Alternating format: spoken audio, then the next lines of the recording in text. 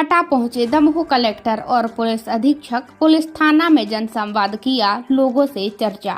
Damoh collector Sudhir Kochhar और police अधीक्षक श्रुतकीर्ति सोमवंशी गुरुवार शाम हटा पहुंचे। यहां हटा पुलिस थाना में जनसंवाद किया। पुलिस थाना परिसर में जनसंवाद में सामाजिक संगठनों और गणमान्य नागरिकों के साथ बैठक कर चर्चा की और सभी से सौहार्द बनाए रखने की अपील की। अधिकारियों ने सभी पक्ष के लोगों से चर्चा कर उनका पक्ष सुना और अपील की कि हटा नगर में जो घटनाएं पिछले दिनों हुई वह दोबारा ना हो। सभी लोग शांति से आपसी भाईचारे के साथ रहें ताकि नगर में शांति बनी रहे। जनसंवाद में उपस्थित लोगों ने भी अधिकारियों से कहा कि उपकाशी हटा की परंपरा अनुसार सभी लोग अच्छे से अमन चैन और भाईचारे के साथ रहें, यही सभी लोग चाहते हैं। बैठक के दौरान दमोह कलेक्टर सुधीर कोचर ने जानकारी दी कि सड़क हादसे में पीड़ित परिवार को माननीय मुख्यमंत्री जी और सरकार की ओर से 4 लाख की आर्थिक सहायता राशि स्वीकृत की गई है, जो कि जल्द ही परिजनों को प्रदान की जाएगी। हटा जन संवाद कार्यक्रम में एसडीएम राकेश मरकाम, तहसीलदार प्रवीण त्रिपाठी, पुलिस अधीक्षक श्रुतकीर्ति सोमवंशी, अतिरिक्त पुलिस अधीक्षक संदीप मिश्रा, एसडीओपी हटा प्रशांत सुमन के साथ हटा शहर के गणमान्य नागरिक मौजूद रहे। हटा में मैं और एसपी साहब दोनों आए हैं। तो हटा में जो पिछले दिनों एक दुर्भाग्यपूर्ण घटना घटी थी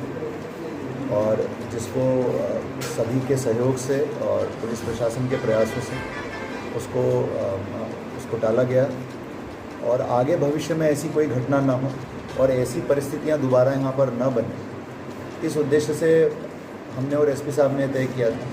कि हम समाज के सभी वर्गों से मिलेंगे, शांति समिति के सदस्यों से मिलेंगे, उनसे चर्चा करेंगे, उनके मन की बात सुनेंगे और उसके बाद आगे का जो मार्ग है वो हम लोग तैयार करेंगे कि कैसा आगे की रणनीति क्या होना चाहिए। तो पहले सभी पक्षों के साथ अलग अलग चर्चा हुई, फिर सभी पक्षों के साथ सामूहिक चर्चा हुई और इसमें सभी ने इस बात के ऊपर एकमत होकर के बताया है कि वाकई में जो घटना घटी वो दुर्भाग्यपूर्ण थी, ऐसी घटनाएं दोबारा रिपीट नहीं होंगी, ये सभी ने हमको आश्वासन दिया है। और ये भी बात आई है कि सभी लोग कानून के दायरे में लेकर के काम करेंगे। सभी ने पुलिस के द्वारा की गई कार्रवाई की प्रशंसा की है कि समय पर पूरी कार्रवाइयाँ हों और हमने अपनी ओर से सभी को ये संदेश देने का प्रयास किया है कि कानून और सांप्रदायिक सद्भाव ये दोनों बनाए रखना, कानून की मंशा का पालन करना, ये सबसे सर्वोच्च प्राथमिकता है और इसमें किसी भी प्रकार की कोताही बर्दाश्त नहीं की जाएगी और यदि कोई व्यक्ति दोषी होता है तो ऐसे दोषियों के खिलाफ हम सख्ती से कार्रवाई करेंगे और इन सब चीज़ों के ऊपर सभी ने अपनी तरफ से सहमति व्यक्त की है। तो कुल मिलाकर के एक सौहार्दपूर्ण माहौल में सबके साथ चर्चा हुई है और आगे त्यौहार आने वाले हैं। सभी ने हमको वचन दिया है कि जो गंगा जमुनी तहजीब है यहाँ की वो बरकरार रखी जाएगी। प्रशासन और पुलिस लगातार परिस्थितियों पर नज़र बना के रखेंगे। हम लोग लगातार सभी से संवाद करते रहेंगे और मुझे आशा है कि समाज के सहयोग से और पुलिस प्रशासन के प्रयासों से